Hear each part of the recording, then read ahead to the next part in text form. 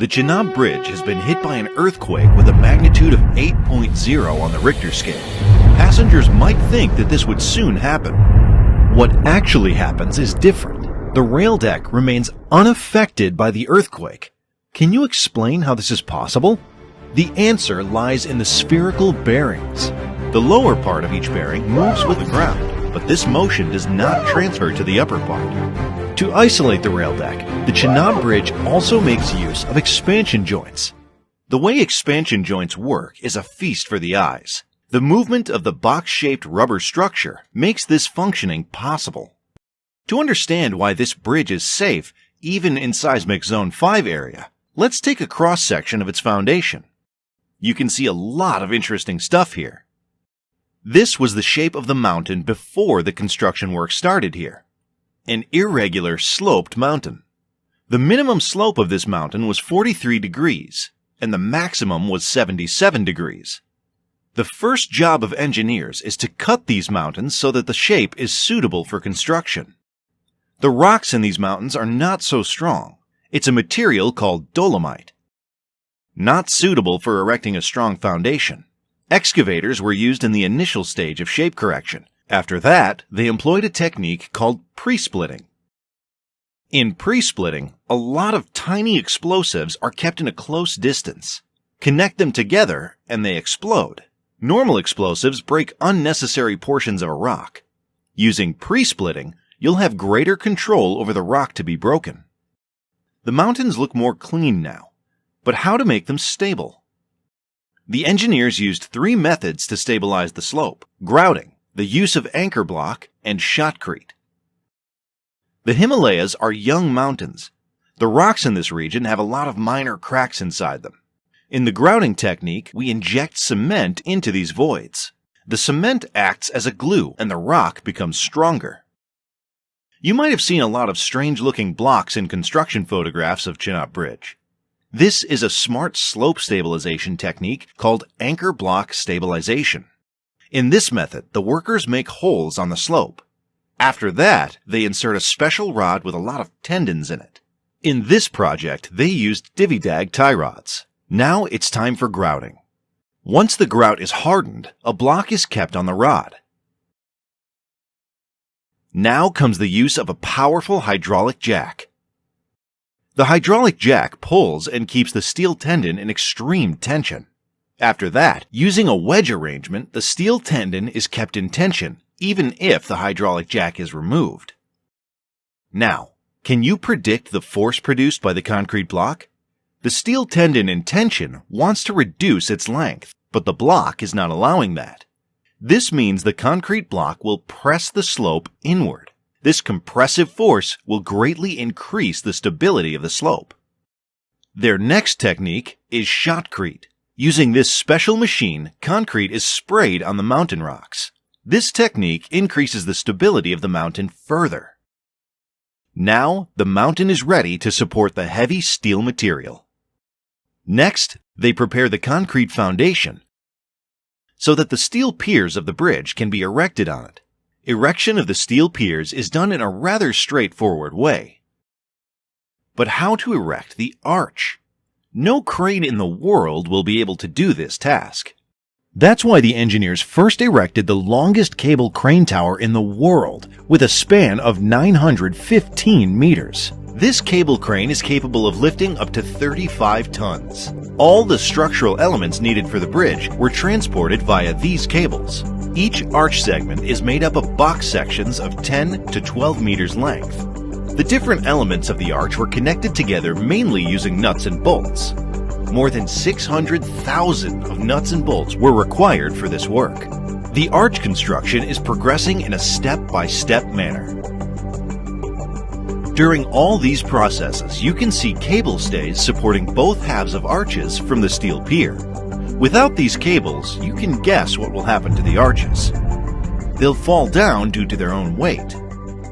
More interestingly, to balance the force on the first main pier, the cable stays were connected to the neighboring pier in the opposite direction.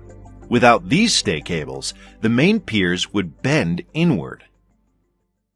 Now comes the crucial day, the completion of the arch erection. Both halves of the arches met on this day. This process is known as arch closure. The main issue in arch closure is that even minor alignment issues can cause the final connection an impossible task for the workers. Even if the alignment is perfect, the heavy wind will make the assembly work difficult. So the first task before the structural element installation is to align both the halves perfectly. And also, we need a temporary connection between them. This is why this special hydraulic jack is used. By adjusting the green member of the jack, the horizontal distance between the arches can be adjusted. You can see currently only 6 members are missing from the arch. The yellow portion helps in adjusting the vertical distance. The bottom cord can be fitted. Once this is done, the force in the green member of jack can be released now, and a few more elements can be installed. Now they introduce the next jack. Until the perfect gap is achieved in the top cord, adjust this jack. Now, the top cord, the final structural element of the Chenab Bridge, is installed. This was a big celebration. Both arch halves got connected perfectly. The jacks have done their job. Once the arches are connected together, the support cables are no longer needed. The half arches support each other. They erected piers even above the arches. For the erection of the arch, the workers worked meticulously. Even their food was delivered by crane on the arch. The next stage of construction is the installation of decks. The rail track will be laid on this deck. We've already studied about the expansion joints of Chenab Bridge.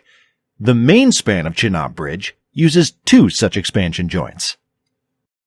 The bridge is separated into 3 pieces with the help of these expansion joints. In short, the rail deck of the Chenab Bridge is not fixed to any structure from the ground. It's just floating on all these bearings. All this sophisticated engineering, planning, and execution are the reason why the Chenab Bridge became the tallest rail bridge in the world. Its height is 359 meters above the Chenab River, 35 meters taller than the Eiffel Tower. You might have wondered why Chenab Bridge uses the arch bridge technology. Why not a simple pillar bridge? Look at the height of the pillars needed in this case. This would also obstruct the river flow below. The arch shape in an arch bridge is always a parabola. Why not any other shape? To get the answer for this, let's do an experiment. Parabolic versus a circular arch. When I keep a weight on the circular arch,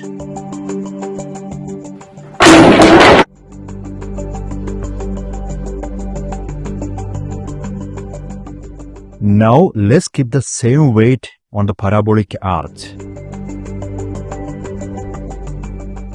Wow, it is carrying the weight easily. Let's add one more weight. Perfect. It is even carrying an extra weight. So parabolic arch is obviously a super strong shape.